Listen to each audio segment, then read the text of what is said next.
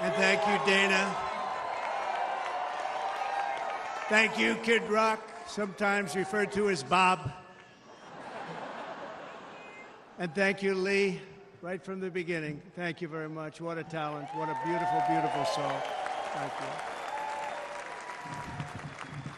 Friends, delegates, and fellow citizens, I stand before you this evening with a message of confidence, strength, and hope.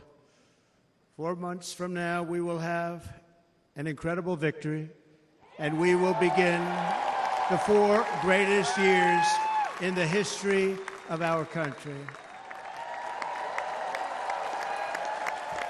Together, we will launch a new era of safety, prosperity, and freedom for citizens of every race, religion, color, and creed.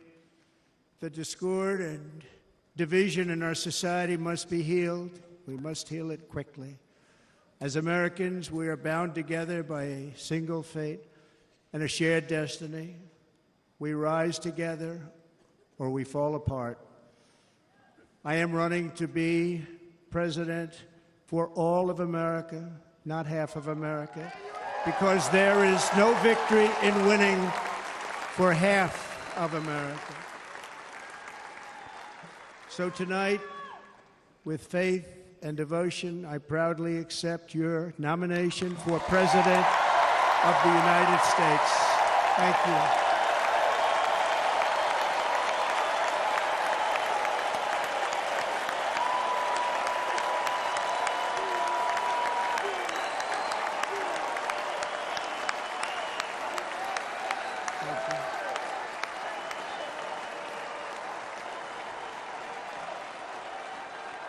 Thank you very much.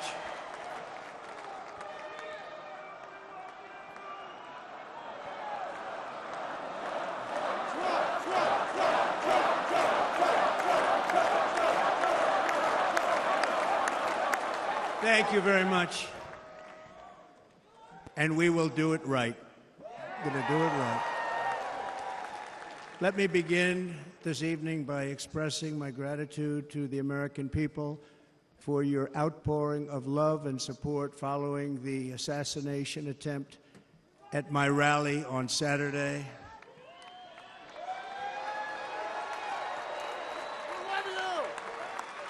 As you already know, the assassin's bullet came within a quarter of an inch of taking my life.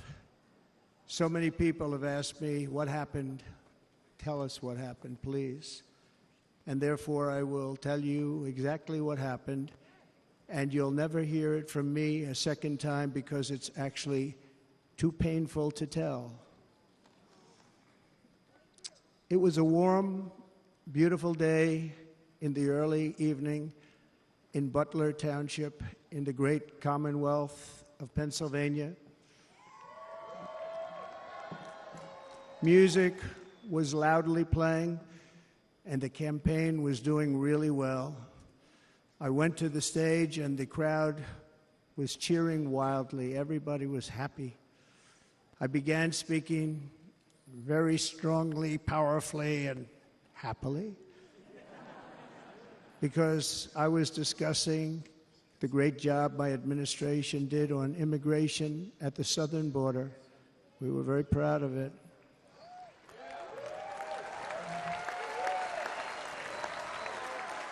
Behind me and to the right was a large screen that was displaying a chart of border crossings under my leadership.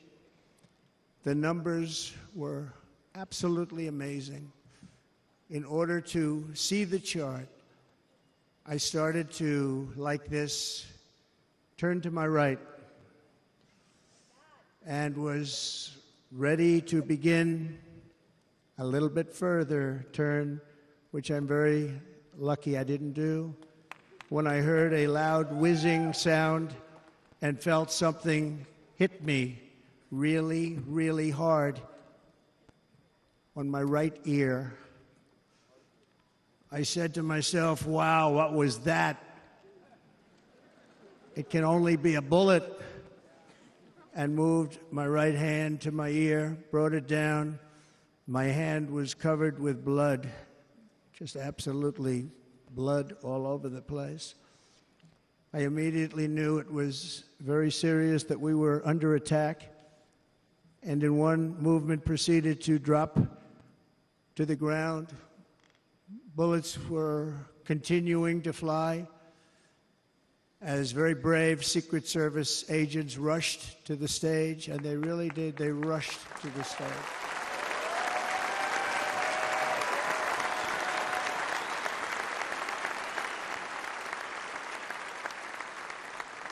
These are great people at great risk, I will tell you, and pounced on top of me so that I would be protected. There was blood pouring everywhere, and yet, in a certain way, I felt very safe because I had God on my side. I felt that.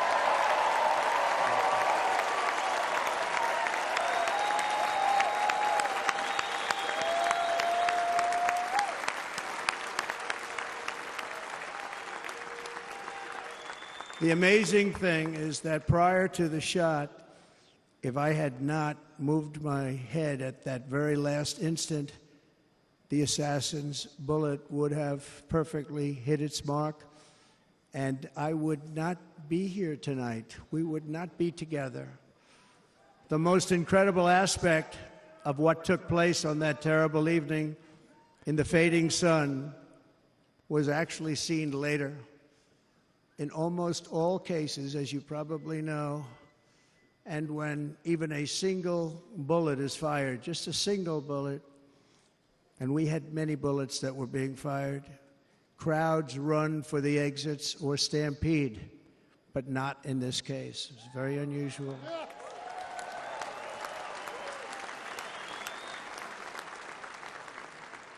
This massive crowd of tens of thousands of people stood by and didn't move an inch. In fact, many of them bravely, but automatically stood up looking for where the sniper would be. They knew immediately it was a sniper, and then began pointing at him. You can see that if you look at the group behind me. That was just a small group compared to what was in front. Nobody ran, and by not stampeding, many lives were saved. But that isn't the reason that they didn't move. The reason is that they knew I was in very serious trouble. They saw it. They saw me go down. They saw the blood and thought, actually most did, that I was dead. They knew it was a shot to the head. They saw the blood. And there's an interesting statistic. The ears are the bloodiest part. If something happens with the ears, they bleed more than any other part of the body. For whatever reason, the doctors told me that. I said, why is there so much blood? He said, it's the ears. They bleed more. So we learned something, but they just, this beautiful crowd, they didn't want to leave me. They knew I was in trouble. They didn't want to leave me. And you can see that love written all over their faces. Incredible people. They're incredible people. Bullets were flying over us, yet I felt serene. But now the Secret Service agents were putting themselves in peril. They were in very dangerous territory. Bullets were flying right over them, missing them by a very small amount of inches. And then it all stopped. Our Secret Service sniper, from a much greater distance and with only one bullet used, took the assassin's life, took him out.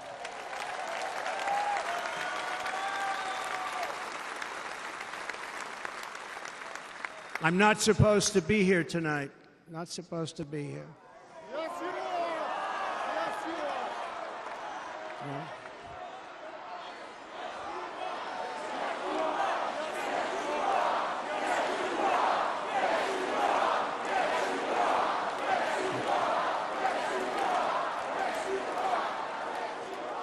Thank you. But I'm not. And I'll tell you, I stand before you in this arena only by the grace of Almighty God.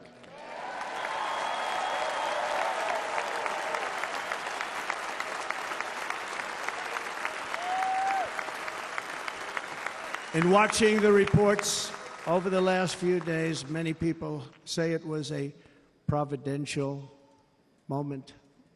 Probably was. When I rose, surrounded by Secret Service, the crowd was confused because they thought I was dead, and there was great, great sorrow. I could see that on their faces as I looked out.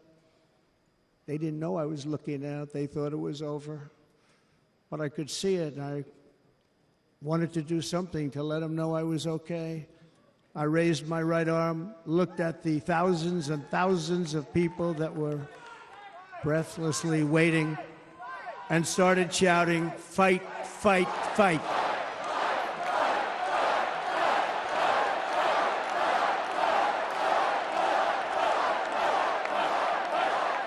Thank you. Once my clenched fist went up, and it was high into the air. You've all seen that. The crowd realized I was okay and roared with pride for our country like no crowd I have ever heard before. Never heard anything like it. For the rest of my life, I will be grateful for the love shown by that giant audience of patriots that stood bravely on that fateful evening in Pennsylvania. Tragically, the shooter claimed the life of one of our fellow Americans, Corey, comparator, unbelievable person, everybody tells me. Unbelievable. And seriously wounded, two other great warriors, spoke to them today, David Dutch and James Copenhaver, two great people. I also spoke to all three families of these tremendous people. Our love and prayers are with them, and always will be. We're never going to forget them. They came for a great rally. They were serious Trumpsters, I want to tell you. They were serious Trumpsters, and still are. But Corey, unfortunately, we have to use the past tense. He was incredible. He was a highly respected former fire chief, respected by everybody.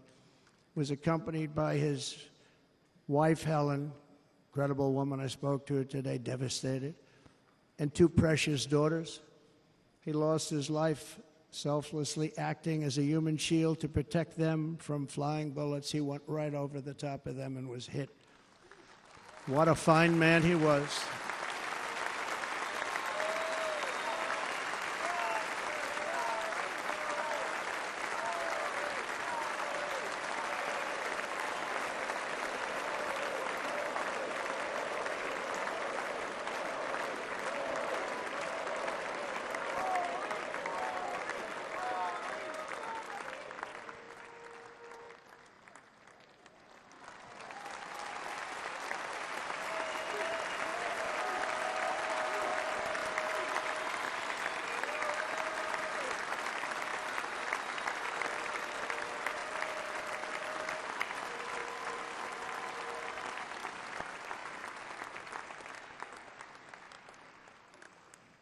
I want to thank the fire department and the family for sending his helmet, his outfit, and it was just something, and they're going to do something very special when they get it. But we did something which cannot match what happened, not even close. But I am very proud to say that over the past few days, we've raised $6.3 million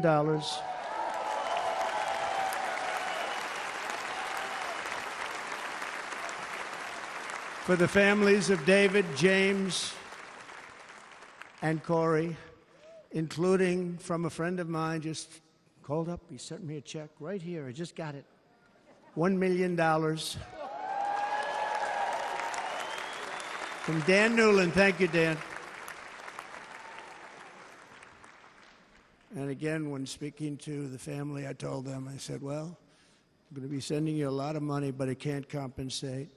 They all said the same thing. You're right, sir. We appreciate so much what you're doing, but nothing can take the place in the case of Corey. And the other two, by the way, they were very, very seriously injured, but now they're doing very well. They're going to be okay.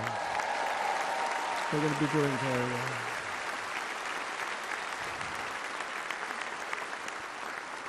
They're warriors. So now I ask that we observe a moment of silence in honor of our friend Corey.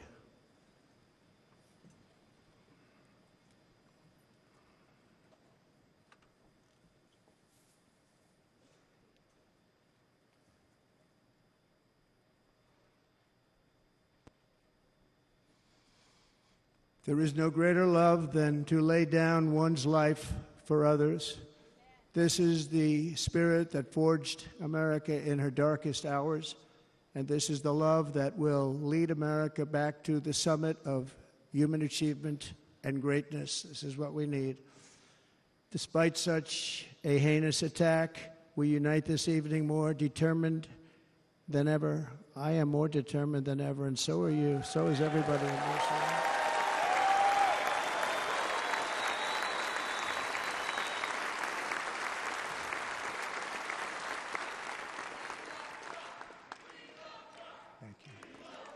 Thank you very much.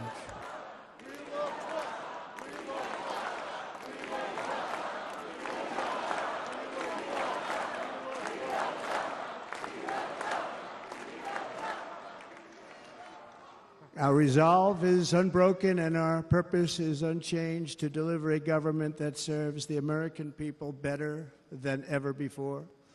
Nothing will stop me in this mission because our vision is righteous and our cause is pure. No matter what obstacle comes our way, we will not break, we will not bend, we will not back down, and I will never stop fighting for you, your family, and our magnificent country. Never.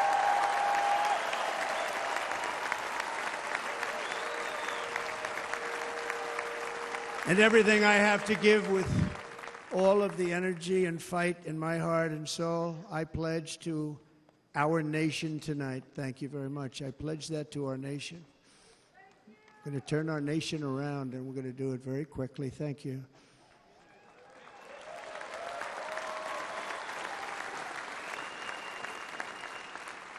This election should be about the issues facing our country and how to make America successful, safe, free, and great again.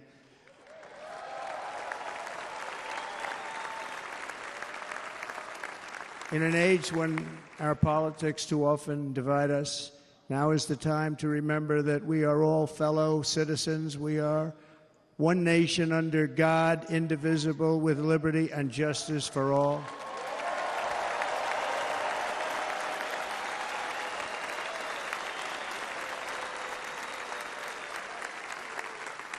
And we must not criminalize dissent or demonize political disagreement, which is what's been happening in our country lately at a level that nobody has ever seen before. In that spirit, the Democrat Party should immediately stop weaponizing the justice system and labeling their political opponent as an enemy of democracy.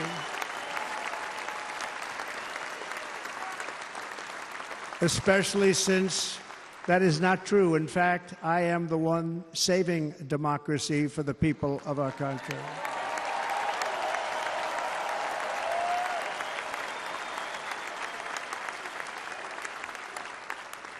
And very big news, as you probably just read, on Monday a major ruling was handed down from a highly respected federal judge in Florida, Eileen Cannon, finding that the prosecutor and the fake documents case against me were totally unconstitutional, and the entire case was thrown out of court.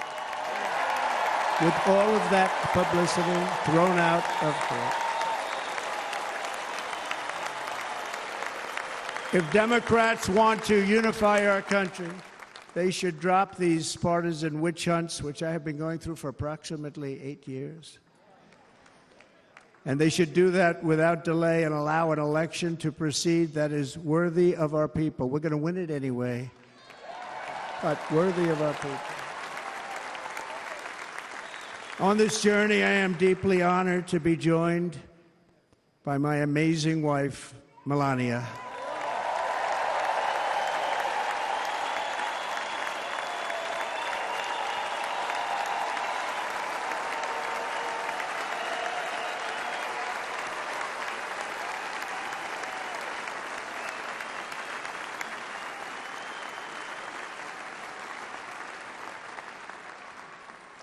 And Melania, thank you very much. You also did something really beautiful, a letter to America calling for national unity, and it really took the Republican Party by surprise. I will tell you, it was beautiful.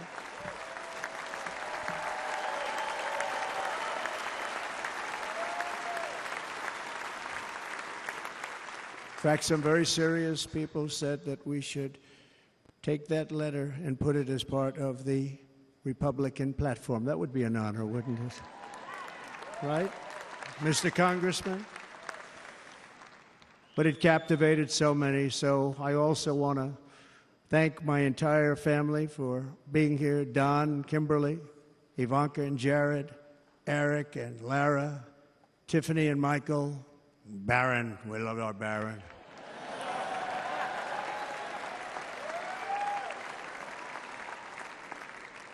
And of course, my 10 wonderful grandchildren. You saw a few of them up there on my lap before.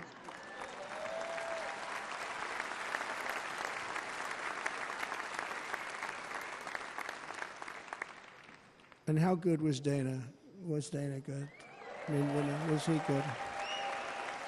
You know, he was on probably the only vacation he's had in about, maybe ever, because he works, but about 10 years with his wife, very far away. I won't tell you where, but very, very far away, beautiful place. And my people called, and he said, yeah, I won't be able to do it. This is many, many years. I promised my wife I can't do it. And they came in, they said, Dana won't be able to do it, because he was my first, second, and third choice. I said, well, you know, that's too bad, but I understand he's away, and it's good. It's good for him. And that was it. About 30 minutes later, she came back in, sir, Dana just called. He's going to do it. And his wife, she said, you can't turn him down. You just can't do it. You have to go. That's a good wife.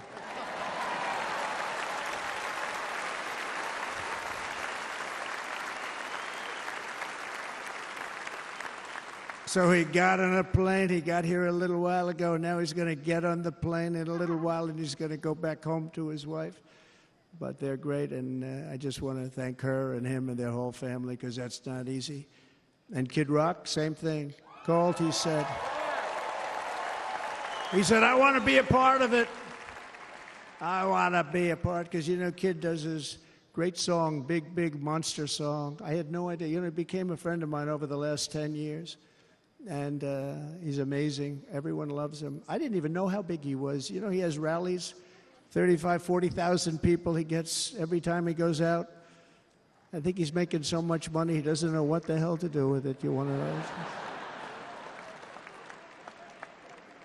And then we have my other friend, and I've known him so long, and we took that song, and it was a big success, but we made that. I saw a chart of great songs to America. That was #1 on the chart recently, #1. So that's Lee Greenwood, a very special, beautiful person. He's a beautiful man. But they all wanted to be here. They called. And how about the Hulkster? How good was he? Is he up? Where is he? Boy, oh boy.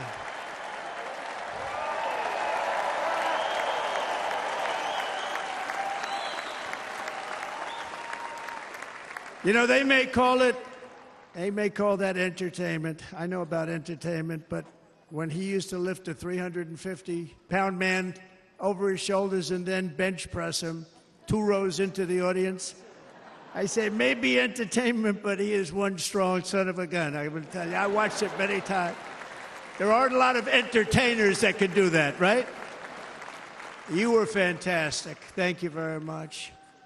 Followed by Eric. What was that all about? Boy, that was good. I didn't want to really come up here.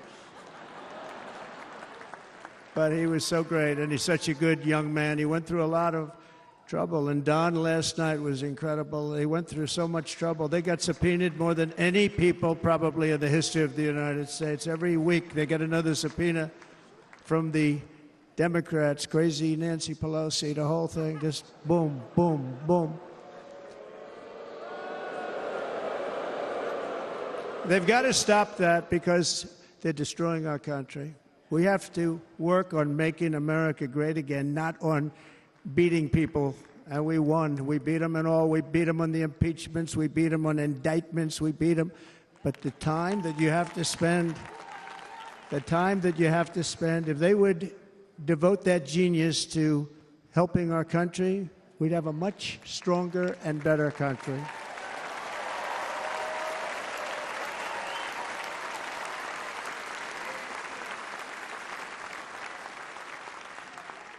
And Jason, the biggest star in country music. Jason, thank you for being here.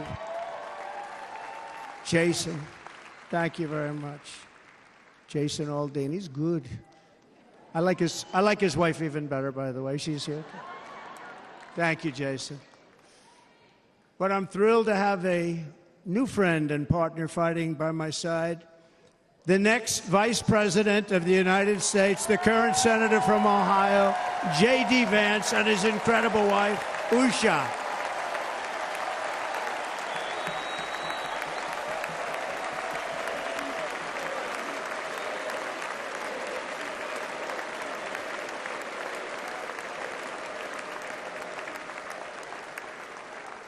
He's going to be a great Vice President. He's going to be great. He'll be with this country and with this movement, greatest movement in the history of our country, Make America Great Again. When they criticize it, they say, we're going to try and stop MAGA. I said, MAGA is Make America Great Again. What are you going to stop? There's nothing to stop. Then they say, oh, that's right. It's very tough to fight it. And all of the people that did try and fight it have failed. But he's going to be with us for a long time, and it was an honor to select him. Great, great student at Yale. His wife was a great student at Yale. They met at Yale. These are two smart people. So, J.D., you're going to be doing this for a long time. Enjoy the ride.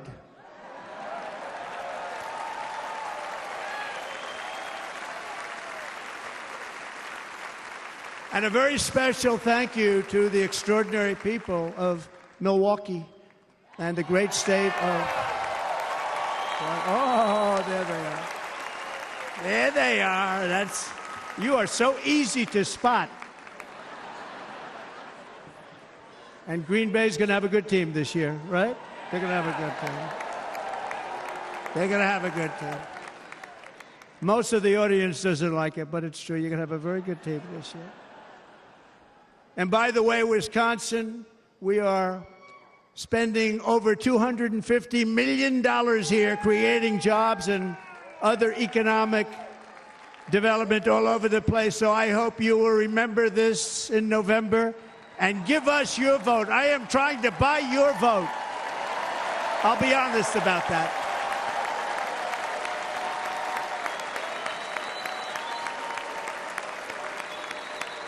And I promise we will make Wisconsin great again. We're going to make it. Thank you, Mr. Governor. Thank you very much. Thank you.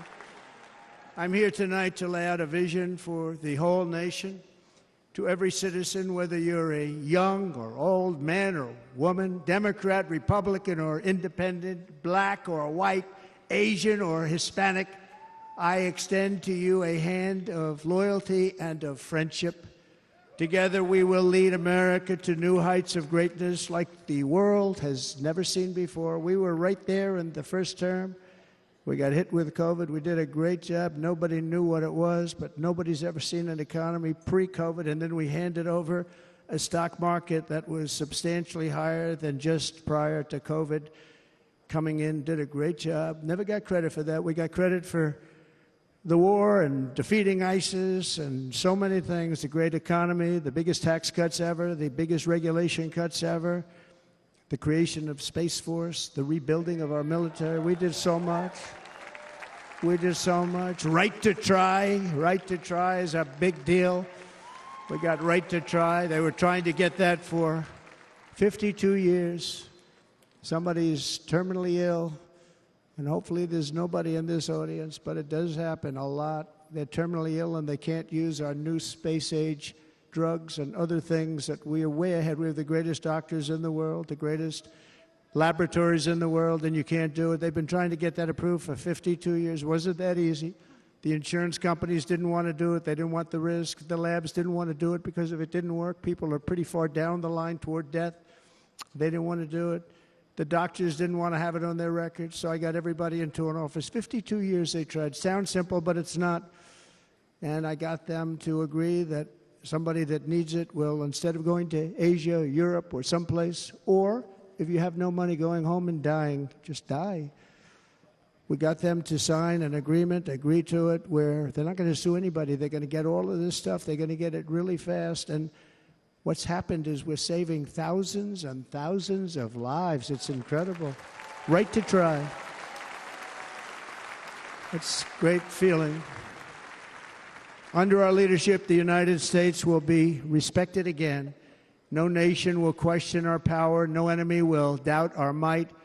Our borders will be totally secure. Our economy will soar. We will return law and order to our streets, patriotism to our schools, and importantly, we will restore peace, stability, and harmony all throughout the world. But to achieve this future, we must first rescue our nation from failed and even incompetent leadership. We have totally incompetent leadership. This will be the most important election in the history of our country. Under the current administration, we are indeed a nation in decline. We have an inflation crisis that is making life unaffordable, ravaging the incomes of working and low-income families, and crushing, just simply crushing our people like never before. They've never seen anything like it. We also have an illegal immigration crisis, and it's taking place right now as we sit here in this beautiful arena.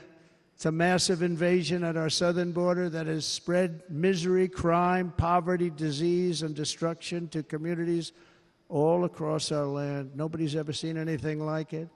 Then there's an international crisis, the likes of which the world has seldom been part of. Nobody can believe what's happening. War is now raging in Europe and the Middle East. A growing specter of conflict hangs over Taiwan, Korea, the Philippines, and all of Asia. And our planet is teetering on the edge of World War III. And this will be a war like no other war because of weaponry. The weapons are no longer army tanks going back and forth shooting at each other. These weapons are obliteration. It's time for a change. This administration can't come close to solving the problems. We're dealing with very tough, very fierce people. They're fierce people. And we don't have fierce people. We have people that are a lot less than fierce, except when it comes to cheating on elections and a couple of other things. Then they're fierce. Then they're fierce.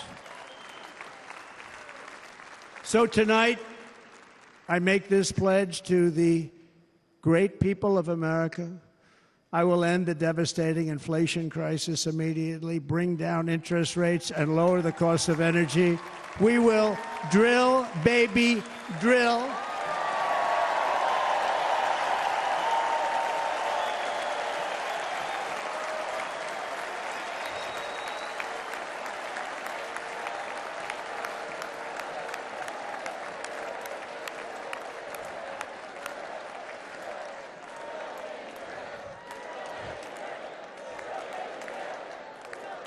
Can you believe what they're doing? But by doing that, we will lead a large-scale decline in prices. Prices will start to come down. Energy raised it. They took our energy policies and destroyed them. Then they immediately went back to them, but by that time, so much was lost.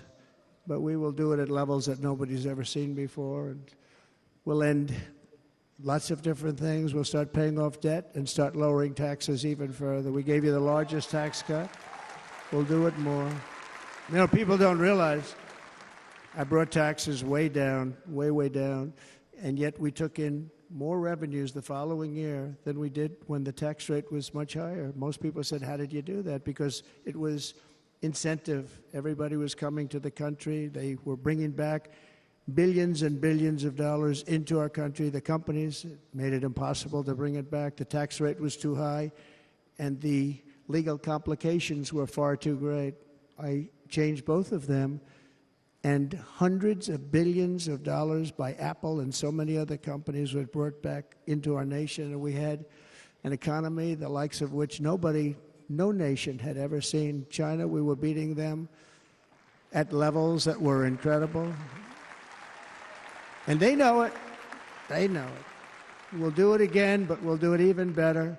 I will end the illegal immigration crisis by closing our border and finishing the wall, most of which I've already built.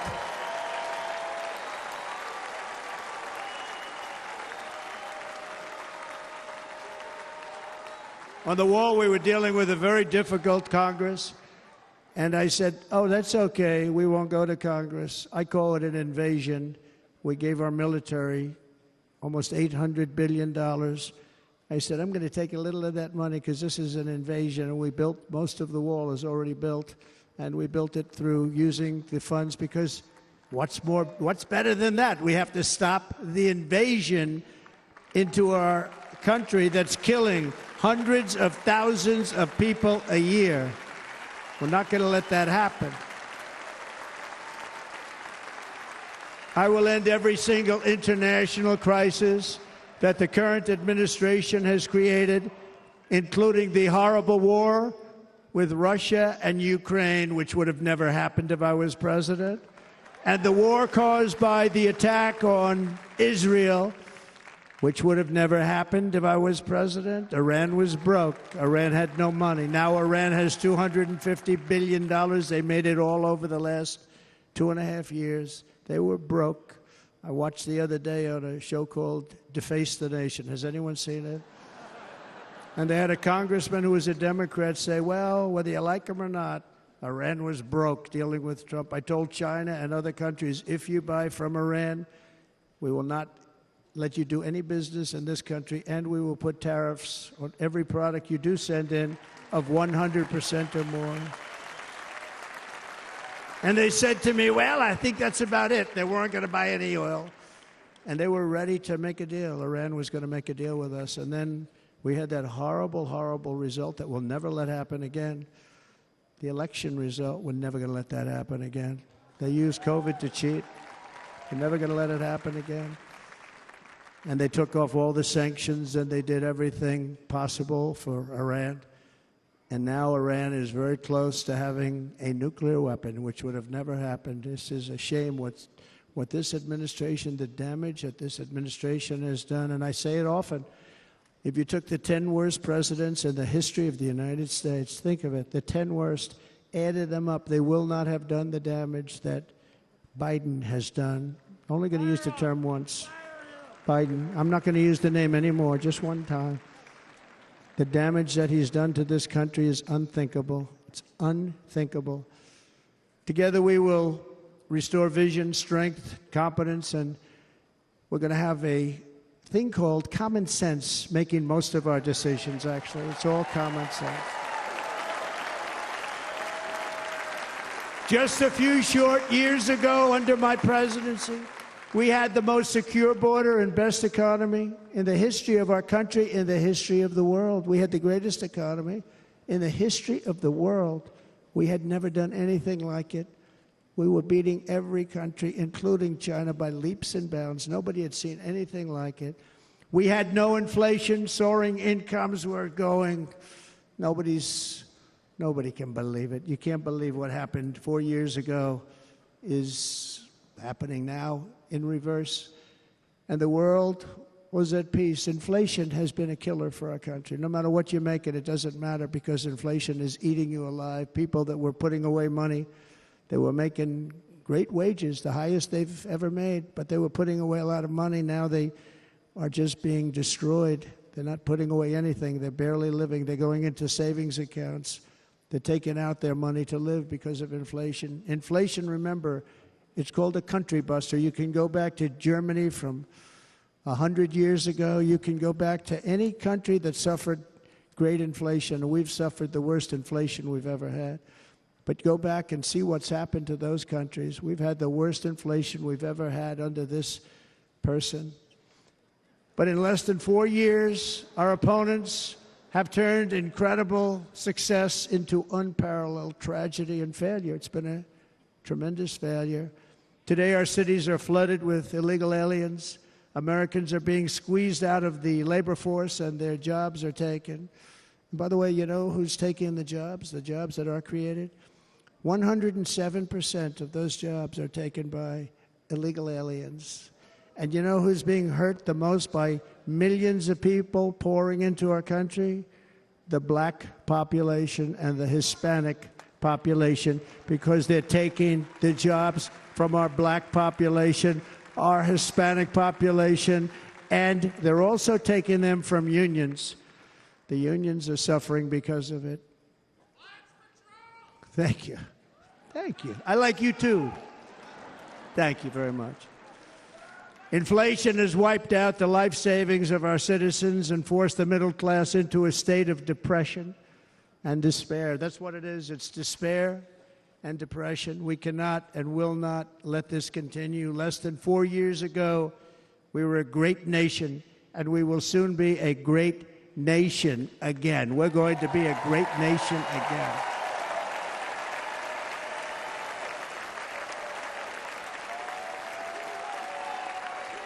Thank you. With proper leadership, every disaster we are now enduring will be fixed, and it will be fixed very, very quickly.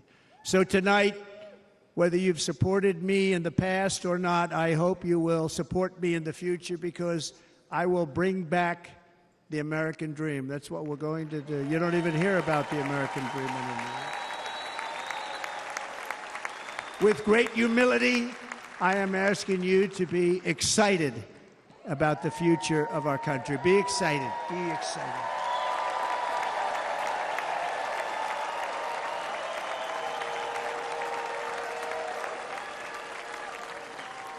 And by the way, the news reports, oh, look at all of those big networks. Look at them. They're all here.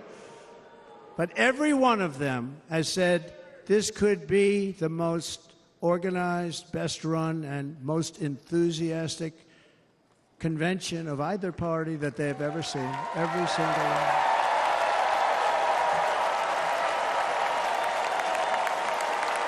And it's true. It's true. And there's love in the room. There's great love in the room.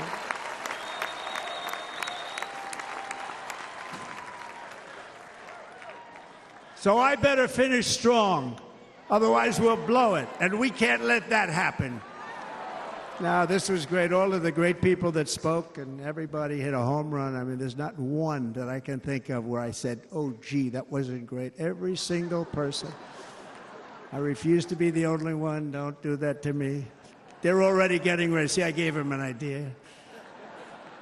Now, this was a great convention. This was, I think we're actually going to go home and miss it. You know, usually with a first of all, look at these crowds. You'd never have this at a convention. Look at these crowds.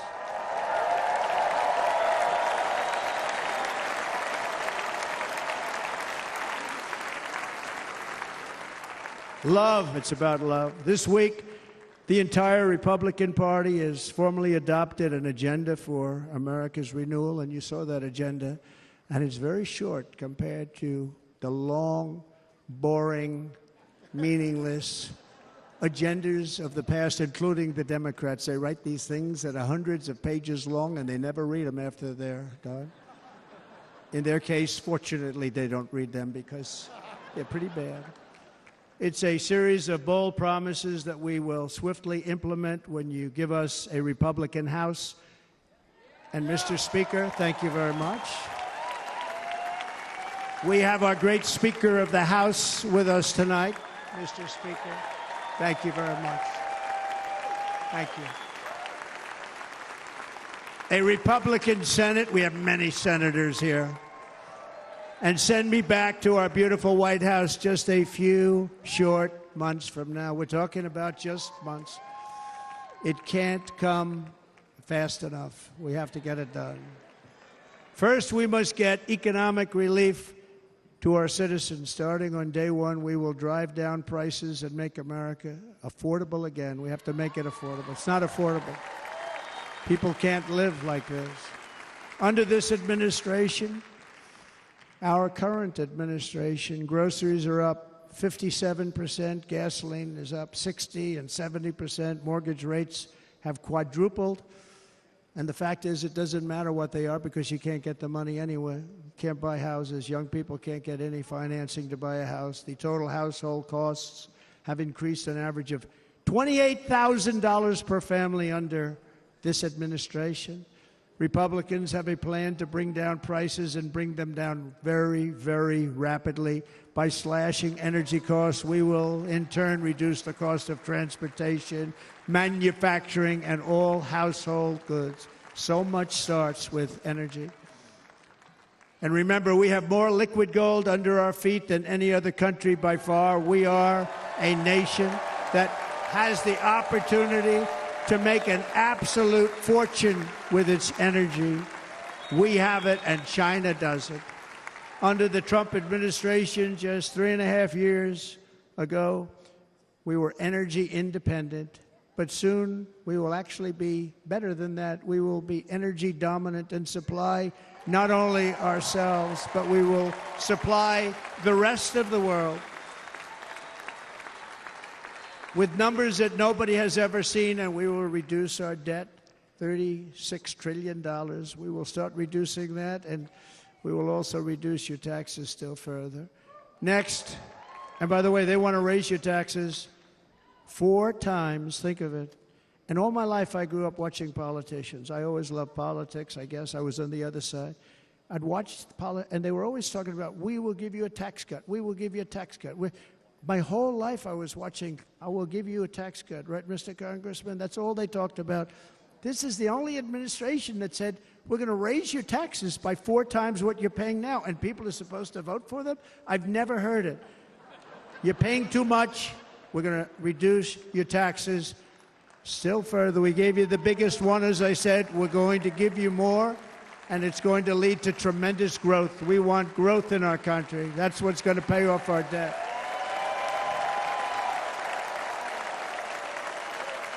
And next, we will end the ridiculous and actually incredible waste of taxpayer dollars that is fueling the inflation crisis. They spent trillions of dollars on things having to do with the Green New Scam. It's a scam. And that's caused tremendous inflationary pressures in addition to the cost of energy. And all of the trillions of dollars that are sitting there not yet spent, we will redirect that money for important projects like roads, bridges, dams, and we will not allow it to be spent on meaningless Green New Scam ideas.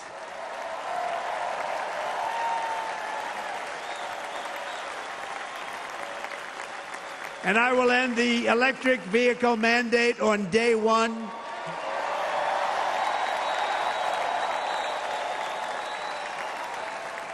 Thereby saving the U.S. auto industry from complete obliteration, which is happening right now, and saving U.S. customers thousands and thousands of dollars per car. And right now, as we speak, large factories just started are being built across the border in Mexico. So with all the other things happening on our border, and they're being built by China to make cars and to sell them into our country. No tax, no anything.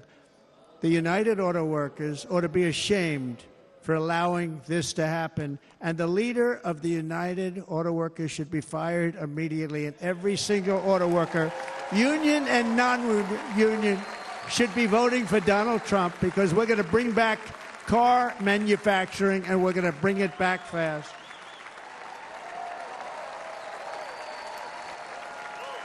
They're building some of the largest auto plants anywhere in the world. Think of it, in the world. And we're going to bring it back. We're going to make them. We don't mind that happening, but those plants are going to be built in the United States, and our people are going to man those plants.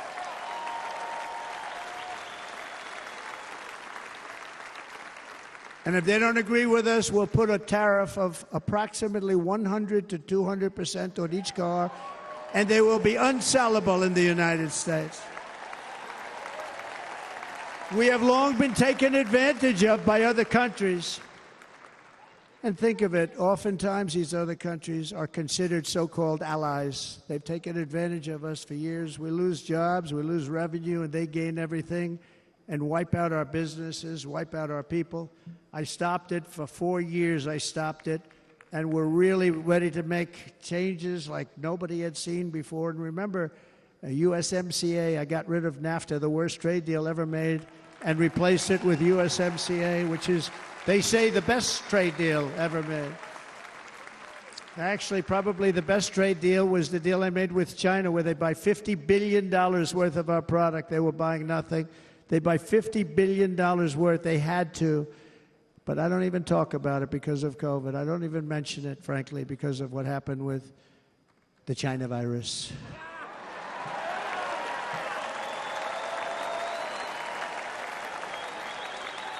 We will not let countries come in, take our jobs, and plunder our nation. They come and do that.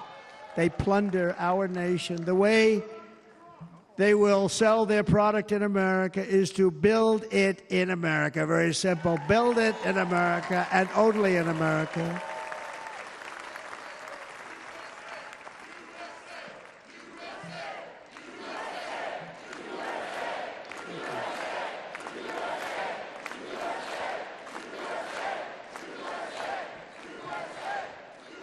And this very simple formula, and Congress has to go along with us, and they will.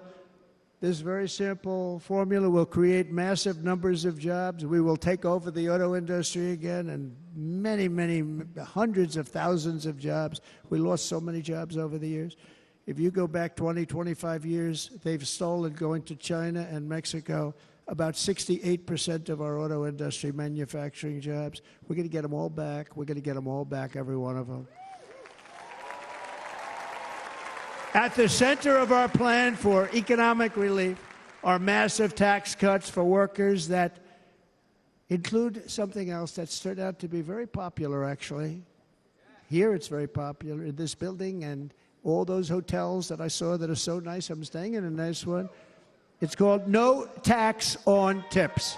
No tax on tips. No tax on tips.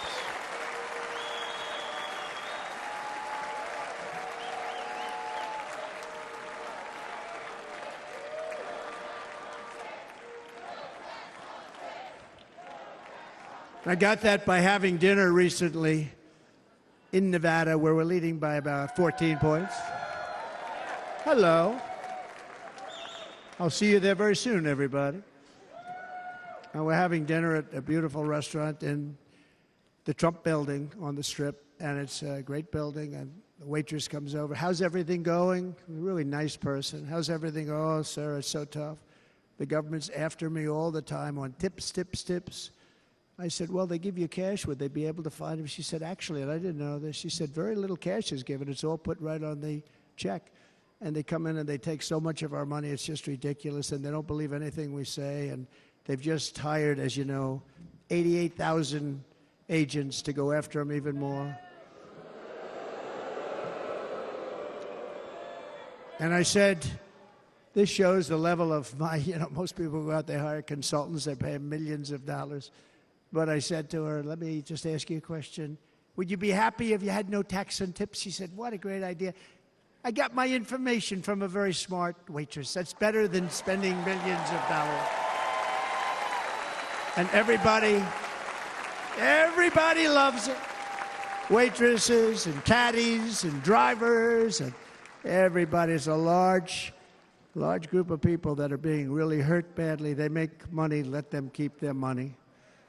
I'm going to protect Social Security and Medicare. Democrats are going to destroy Social Security and Medicare because all of these people, by the millions they're coming in, they're going to be on Social Security and Medicare and other things, and you're not able to afford it. They are destroying your Social Security and your Medicare. Under my plan, incomes will skyrocket, inflation will vanish completely, jobs will come roaring back, and the middle class will prosper like never, ever before, and we're going to do it very rapidly.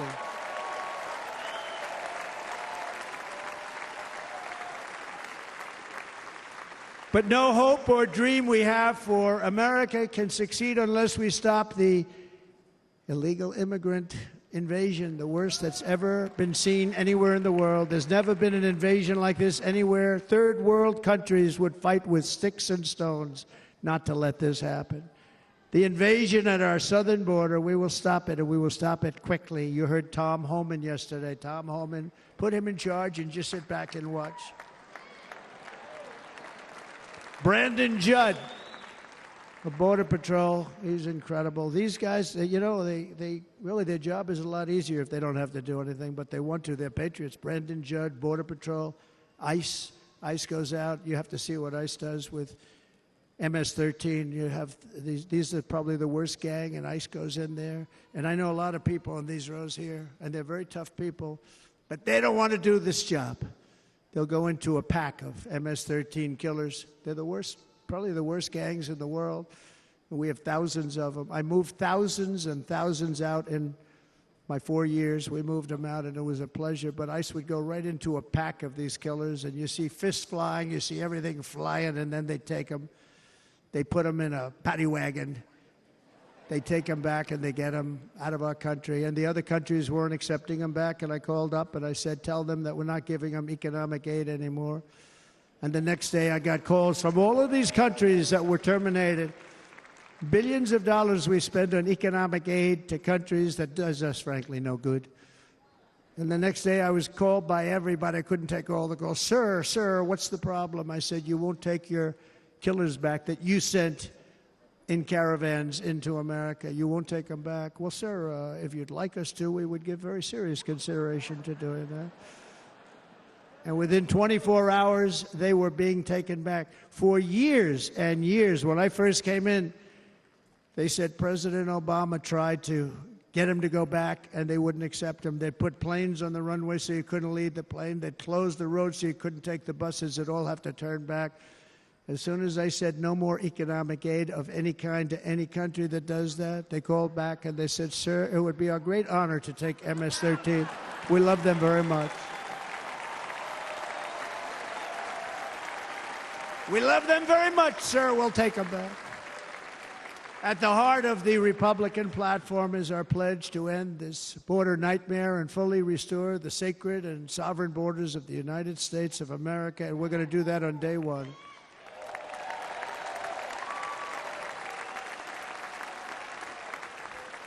That means two things on day one, right? Drill, baby, drill, and close our borders.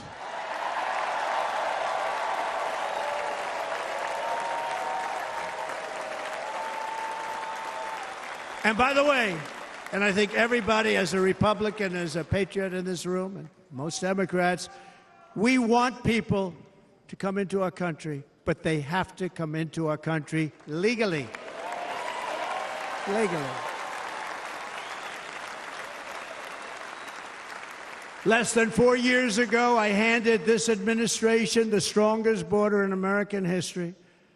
But you can see on the chart that saved my life, that was the chart that saved my life. I said, look it, I'm so proud of it. I think it's one of the greatest, it was done by the Border Patrol, one of the greatest charts I've ever seen. It showed everything just like that. You know the chart. Oh, there it is. That's pretty good. Wow.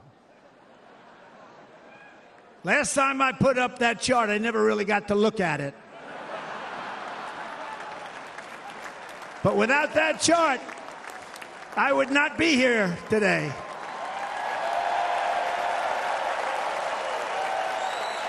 Never got to look at it.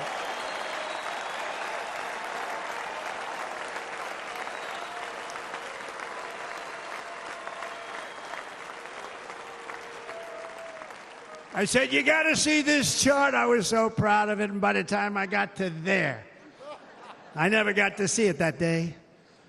But I'm seeing it now, and I was very proud. If you look at the arrow on the bottom, that's the lowest level, the one on the bottom, heavy red arrow. That's the lowest level of illegal immigrants ever to come into our country in recorded history, right there. Right there.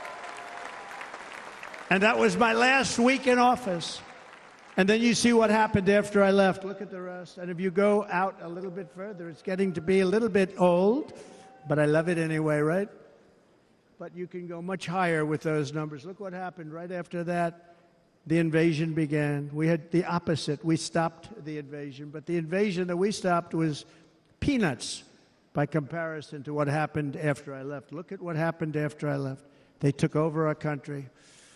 We ended all catch and release. We shut down asylum fraud. We stopped human trafficking and forged historic agreements to keep illegal aliens on foreign soil. We want them to stay on their soil. Under the Trump administration, if you came in illegally, you were apprehended immediately and you were deported. You went right back. The current administration terminated every single one of those great Trump policies that I put in place to seal the border. I wanted a sealed border. Again, come in, but come in legally. You know how unfair it is? So many people, hundreds of thousands of people, have been working for years to come into our country.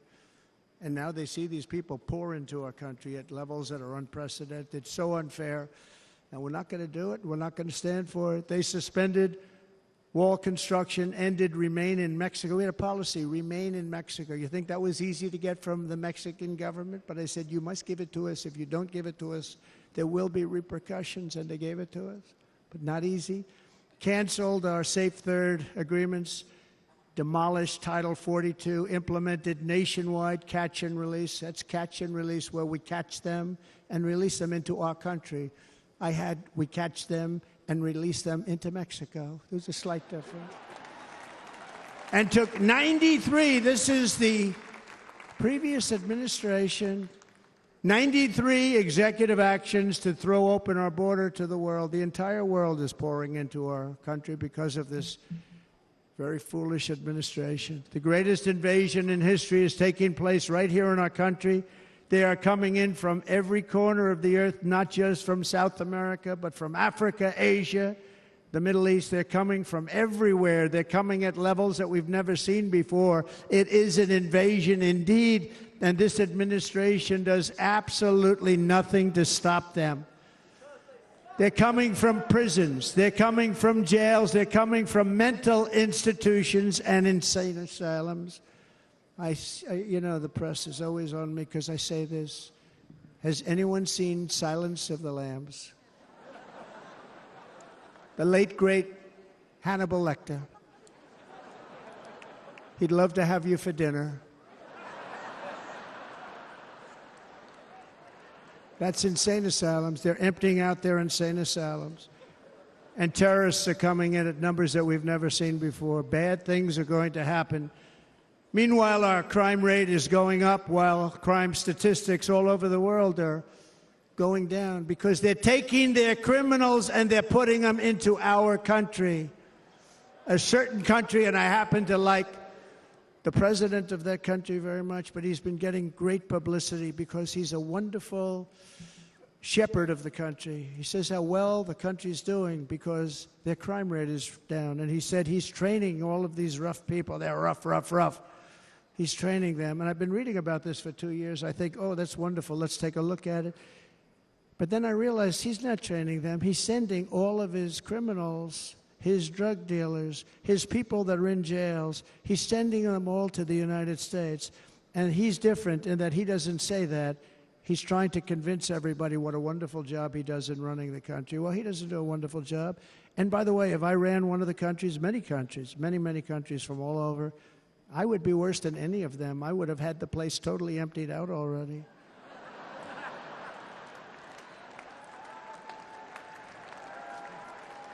But we become a dumping ground for the rest of the world, which is laughing at us. They think we're stupid.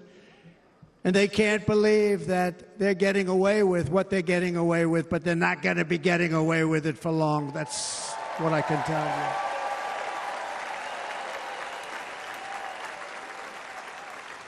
you. In Venezuela, Caracas, high crime. Caracas, Venezuela. Really a dangerous place, but not anymore. Because in Venezuela, crime is down 72%. In fact, if they would ever win this election, I hate to even say that, we will have our next Republican convention in Venezuela because it will be safe.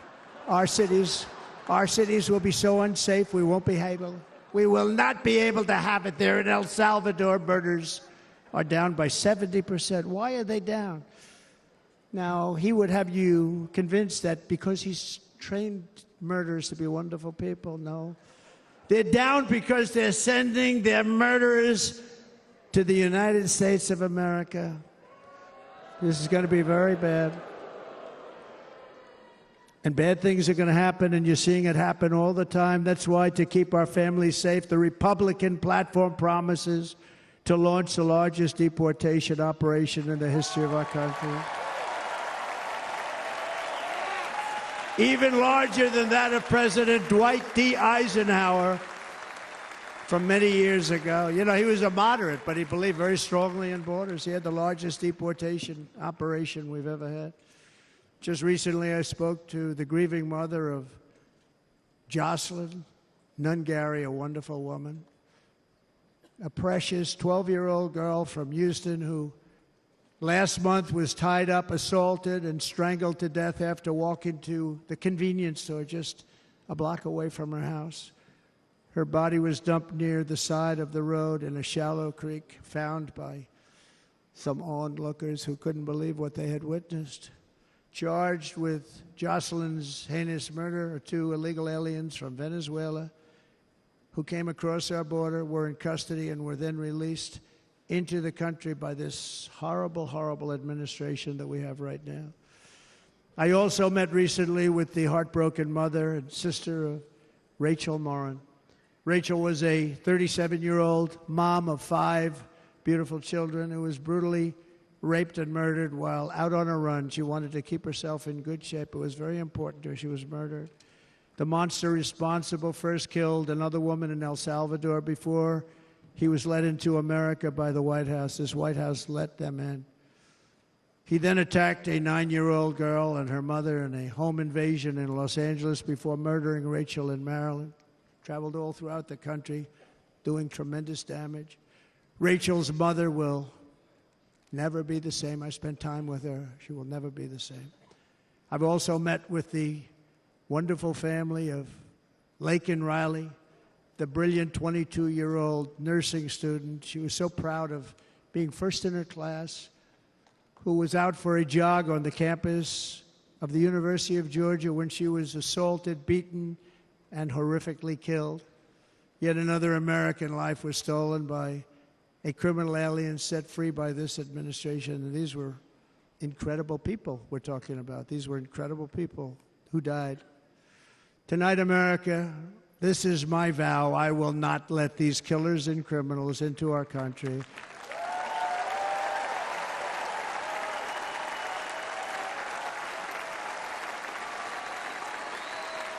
I will keep our sons and daughters safe. As we bring security to our streets, we will help bring stability to the world. I was the first president in modern times to start no new wars. You know, we were the toughest, we were the most respected. And you saw this. Hungry, strong country, run by a very powerful, tough leader. He's a tough guy. Press doesn't like him because he's tough. And he came out recently. They were asking him at an interview, the whole world is exploding. What's happening? What's going on? Viktor Orban, Prime Minister of Hungary, very tough man. He said, I don't want people coming into my country and blowing up our shopping centers and killing people. But they said to him, tell us what's going wrong, what's happening, what is it? He said, there's only one way you're going to solve it. You got to bring President Trump back to the United States because he kept everybody at bay. He used a word I wouldn't use because I can't use that word, because you'd say it was braggadocious. The press would say he was a braggart. I'm not a braggart. But Viktor Orban said it. He said Russia was afraid of him. China was afraid of him. Everybody was afraid of him. Nothing was going to happen. The whole world was at peace. And now the world is blowing up around us. All of these things that you read about were not going to happen. Under President Bush, Russia invaded Georgia. Under President Obama, Russia took Crimea. Under the current administration, Russia is after all of Ukraine. Under President Trump, Russia took nothing.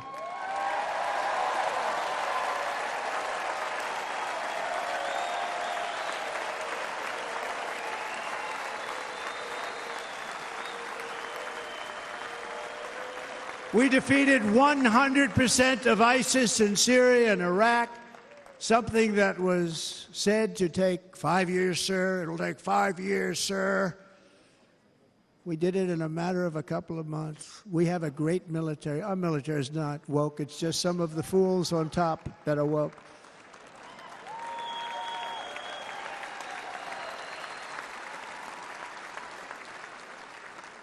I got along very well. North Korea, Kim Jong-un, I got along very well with him. The press hated when I said that. How could you get along with him? Well, you know, it's nice to get along with somebody who has a lot of nuclear weapons or otherwise, isn't it? See, in the old days, they'd say, that's a wonderful thing. Now they say, how can you possibly do that? But no, I got along with him, and we stopped the missile launches from North Korea. Now North Korea is acting up again, but when we get back, I get along with him. He'd like to see me back, too. I think he misses me, if you want to know the truth. Our opponents inherited a world at peace and turned it into a planet of war. We're in a planet of war. Look at that attack on Israel. Look at what's happening with Ukraine. The cities are just bombed out.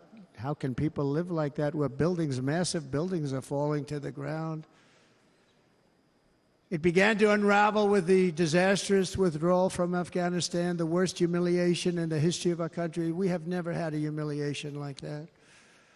13 heroic U.S. service members were tragically and needlessly killed. 45 others were horrifically wounded. Nobody ever talks about them. No arms, no legs, face explosions, horrifically wounded. And by the way, we have a man in this room who's running for the U.S. Senate from a great state, Nevada, named Sam Brown, who paid the ultimate price. Thank you, Sam. Thank you, Sam. Thank you. He paid the biggest price probably ever paid by anybody that is running for office, and I think he's going to do great. He's running against a person that is not good, not respected, a total lightweight. But Sam, I think, paid, really, we were talking about it with some of the senators that are working so hard for Sam, but he paid the biggest price of any senator ever to run for the Senate. I don't think anybody's ever what he did. He was a real hero, a really great person. And he's running, and I hope that everybody gets out and votes for Sam Brown.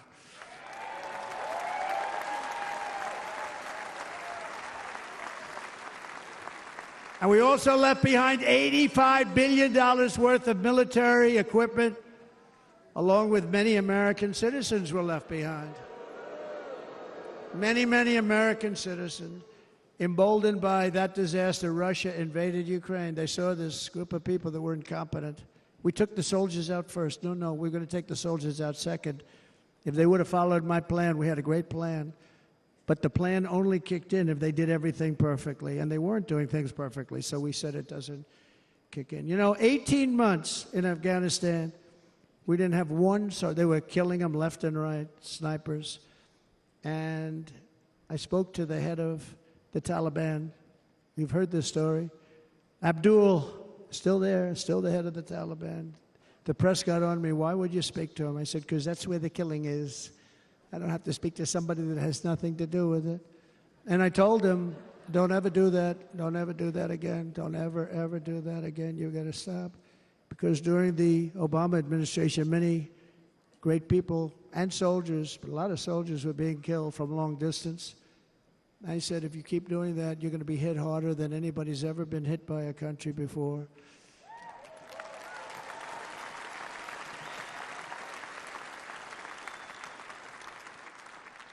And he said, I understand, Your Excellency. He called me Your Excellency. I wonder if he calls the other guy Your Excellency. I doubt it. The other guy gave him everything. I mean, what kind of a deal was that? He walked out, gave him everything. Do you know that right now Afghanistan is one of the largest sellers of weapons in the world? They're selling the brand new, beautiful weapons that we gave them. But think of it, he actually said to me, but why do you show me a picture of my home? I said, you'll have to ask your people or one of your wives.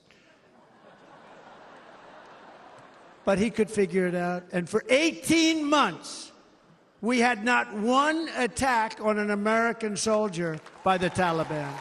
18 months.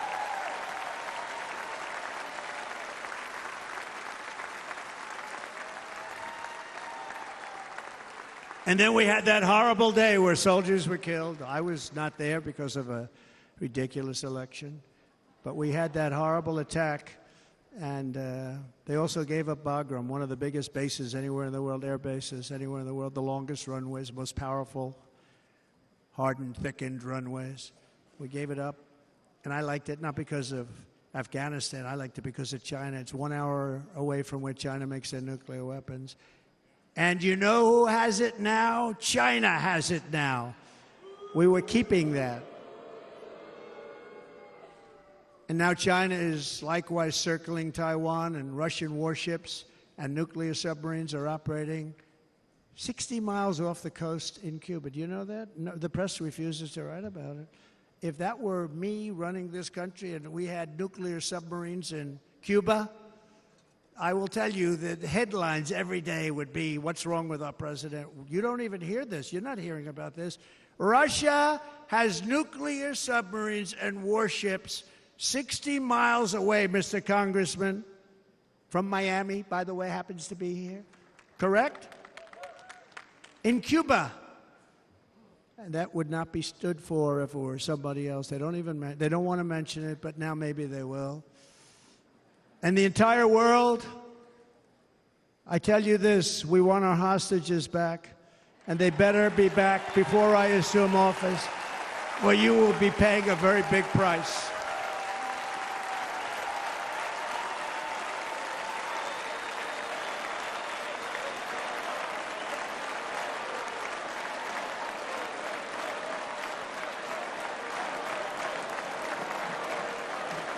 With our victory in November, the years of war, weakness, and chaos will be over. I don't have wars. I had no wars other than ISIS, which I defeated, but that was a war that was started. We had no wars. I could stop wars with a telephone call.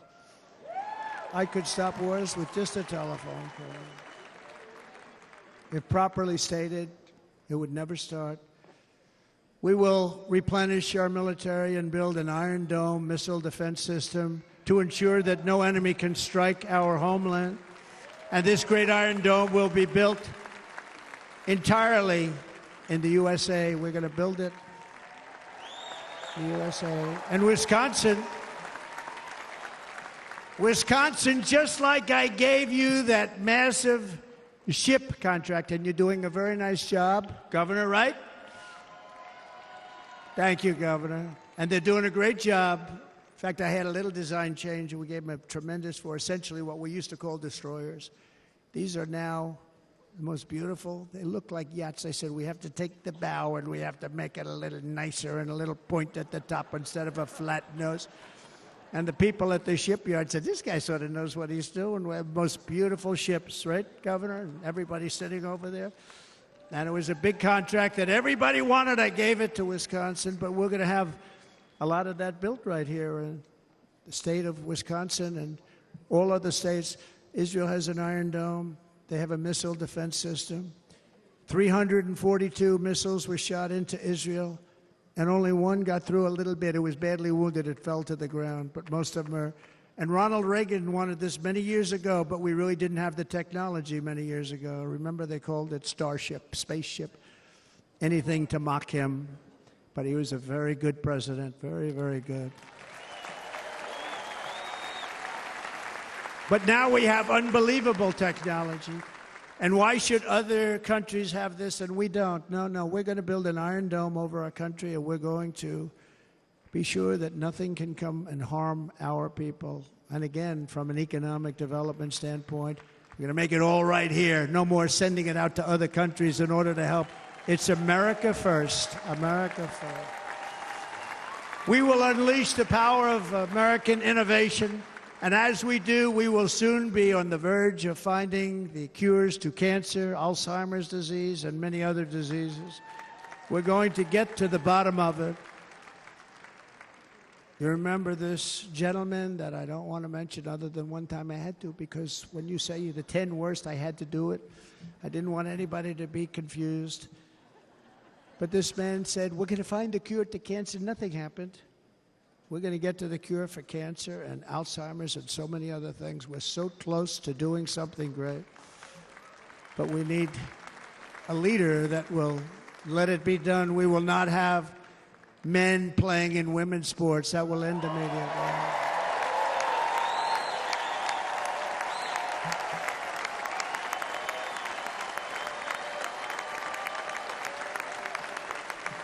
And we will restore and renovate our nation's once great cities, making them safe, clean, and beautiful again. And that includes our nation's capital, which is a horrible killing field. So many things. They leave from Wisconsin, they go to look at the Washington Monument, they end up getting stabbed, killed, or shot. We will be very soon very proud of our capital, again, Washington, D.C.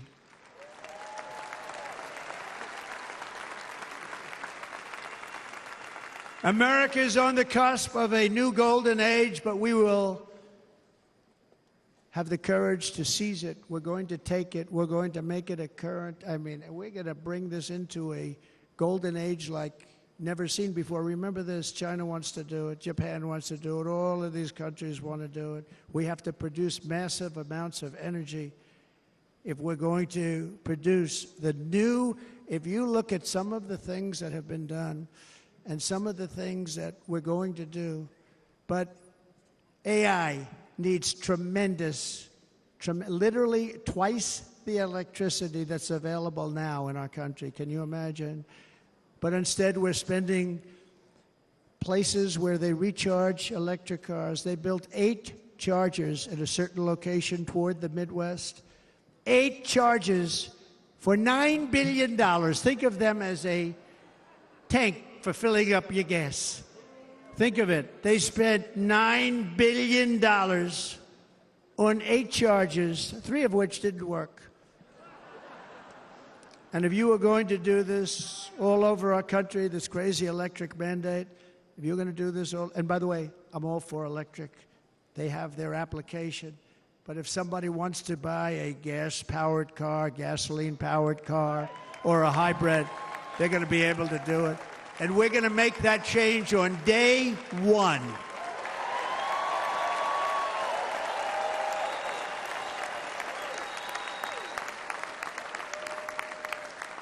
So to conclude, just a few short days ago, my journey with you nearly ended. We know that. And yet, here we are tonight, all gathered together, talking about the future, promise, and a total renewal of a thing we love very much. It's called America. We live in a world of miracles. None of us knows God's plan or where life's adventure will take us. I want to thank Franklin Graham for being here tonight. He's an outstanding man.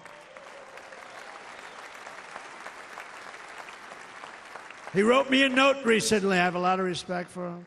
Sir, I love your storytelling. I think it's great in front of these big rallies. But, sir, please do me one favor. It won't make any difference. Please don't use any foul language. I was a little embarrassed. He said, it won't make any difference. Actually, it does. The story's not quite as good, but I've been very good. The story is not quite as good, to be honest. I've got to have a little talk with Franklin, but he was great. He's a great gentleman. His father was so incredible, Billy Graham. My father used to love taking me to see Billy Graham. My father would take me to see Billy Graham at Yankee Stadium. He had the biggest rallies you've ever seen. He was a good rally guy, too. But he'd get up, and he was a fantastic guy. My father loved Billy Graham. But I love Franklin Graham. I think Franklin's been fantastic, and I'm working so hard to adhere to his note to me. I'm working hard on it, Franklin. But if the events of last Saturday make anything clear, it is that every single moment we have on earth is a gift from God.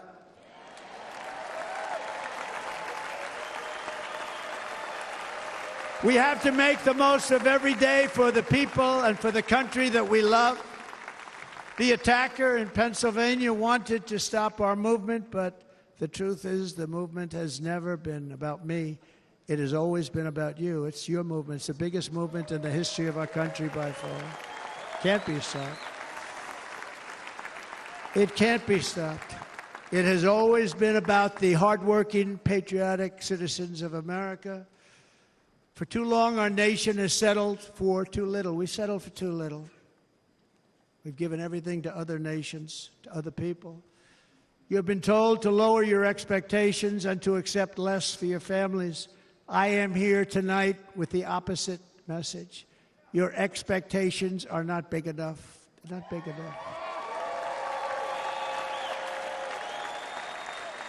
It is time to start expecting and demanding the best leadership in the world, leadership that is bold, dynamic, relentless, and fearless. We can do that.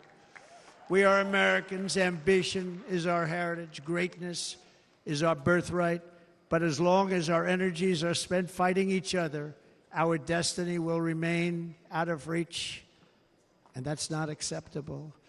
We must instead take that energy and use it to realize our country's true potential and write our own thrilling chapter of the American story. We can do it together. We will unite. We are going to come together, and success will bring us together.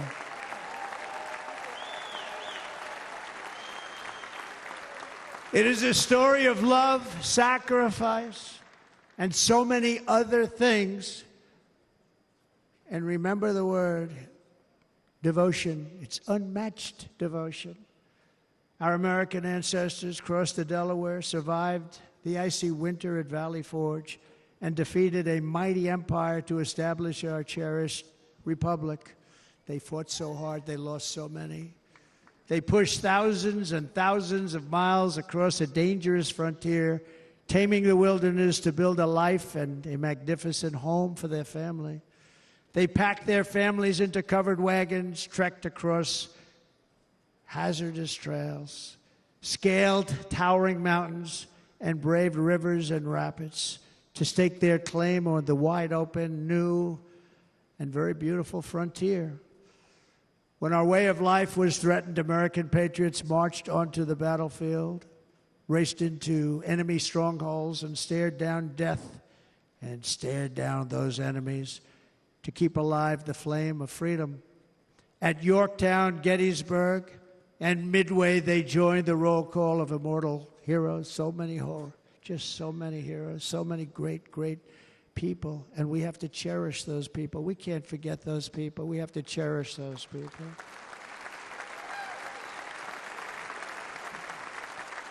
And building monuments to those great people is a good thing, not a bad thing. They saved our country. No challenge was too much.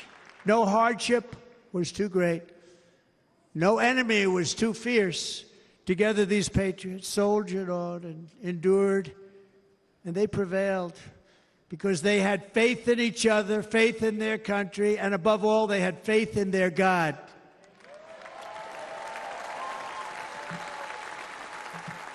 Just like our ancestors, we must now come together, rise above past differences. Any disagreements have to be put aside and go forward, united as one people, one nation, pledging allegiance to one great, beautiful, I think it's so beautiful, American flag.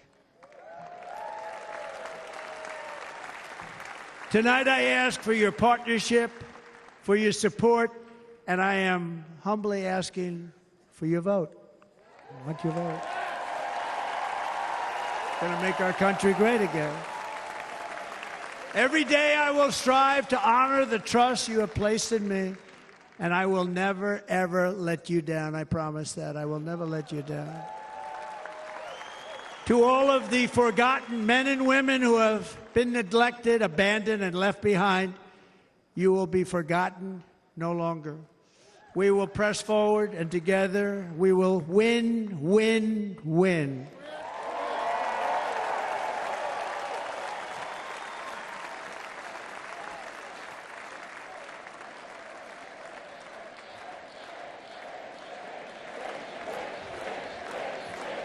Win, win, win, win, win, win.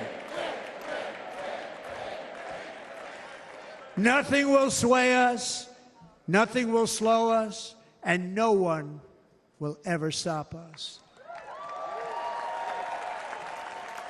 No matter what dangers come our way, no matter what obstacles lie in our path, we will keep striving toward our shared and glorious destiny, and we will not fail. We will not fail. Together we will save this country, we will restore the republic, and we will usher in the rich and wonderful tomorrows that our people so truly deserve. America's future will be bigger, better, bolder, brighter, happier, stronger, freer, greater, and more united than ever before.